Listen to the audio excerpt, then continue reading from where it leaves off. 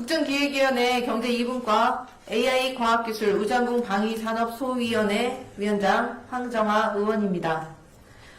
경제 2분과는 이재명 정부의 대선 정책 공약인 안정적 R&D 예산 확대와 예산 심의 과정의 전문성과 투명성 확보를 위해 신속 국정과제로 국가 R&D 예산 회복을 검토하고 있습니다. 오늘은 그 대선 공약 이행을 위한 첫 번째 입법 조치로 과학기술기본법 일부 개정안을 제가 발의하였음을 알려드리고자 합니다. 동법 개정안의 주요 내용은 먼저 국가연구개발 예산에 대한 국가과학기술자문회의의 심의 의결 기한을 현재 매년 6월 30일까지 해서 8월 20일까지로 연장하여 과학기술혁신본부가 각 분야 R&D 민간 전문가와 함께 충분한 수기와 검토를 거쳐 R&D 예산 배분 조정안을 마련하고자 하는 것입니다.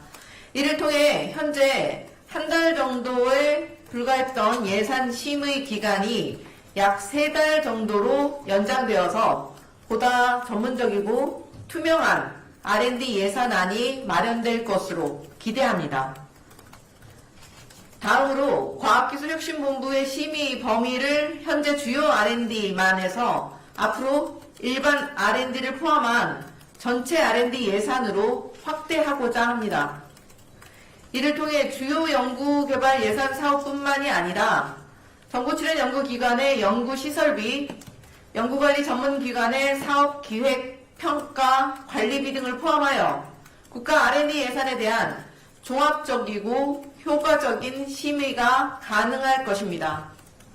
마지막으로 국가 연구개발 예산의 안정성을 확보하기 위해서 정부의 R&D 투자가 국가 총 지출의 5% 이상이 되도록 노력하는 의무 조항을 신설하여 R&D 투자에 대한 장기적 예측 가능성과 정부의 책임성을 높이고자 합니다.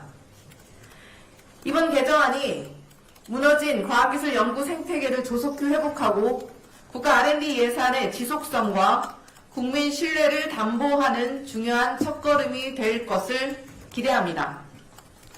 네, 이상입니다. 일단 저희가 배포를 아마 법 개정안에 대해서는 따로 보실 수 있고요. 저희 의원실에서 오늘 오전에 대표 발의한 과학기술기본법 일부 개정안을 추후에 보실 수 있으실 것으로 보입니다. 이상으로 마치고 질의가 있으시면 질문을 받겠습니다. 네, 지금부터 질의응답 갖도록 하겠습니다. 질문 있는 기자님 손을 들어주시고 소속과 성명 말씀하신 후에 질문해 주시면 되겠습니다. 네, 우리 두 번째 줄 기자님.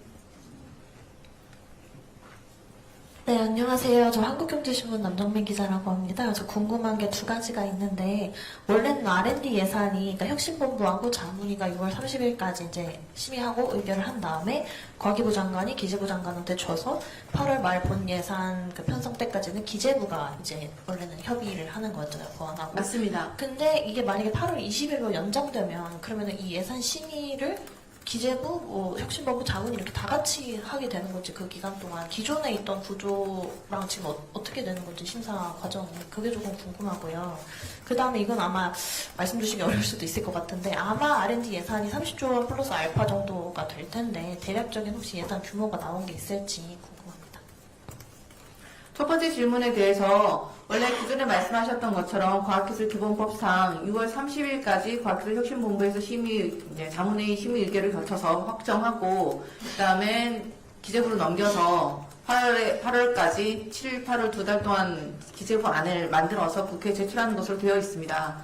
그런데 저희가 그렇게 되면 과기부에서 이제 예산을 심의할 기간이 한 달 정도밖에 안 돼서 너무 짧은 기간 안에 방대한 R&D 예산을 심의해야 돼서 이번에 충분한 수교와 검토할 시간을 갖게 하도록 하기 위해서 시간을 조금 더 연장한 거고요. 그 기본 구조 자체는 같습니다. 과학기술혁신본부 과기부에서 지금 심의할 기간을 조금 더 확보한 거고 그 다음에는 이제 기재부로 넘겨서 같이 검토하는 과정 자체는 1년의 과정 그대로 있을 것입니다. 네네, 보게 된다는 것이죠. 네. 네, 다음 질문 받겠습니다. 우리 첫 번째 줄 기자님.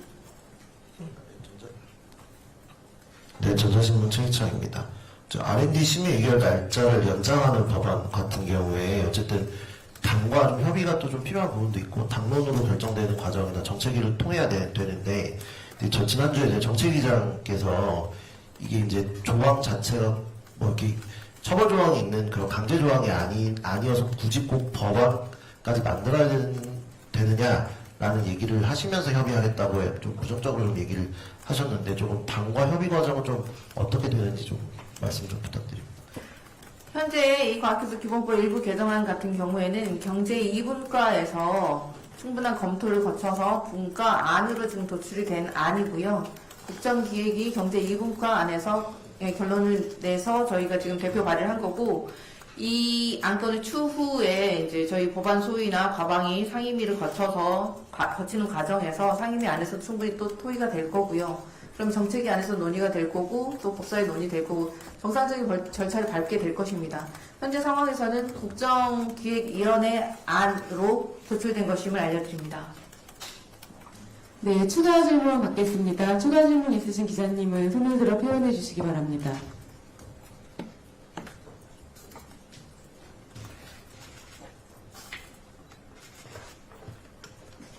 예, 첫 번째 줄 기자님.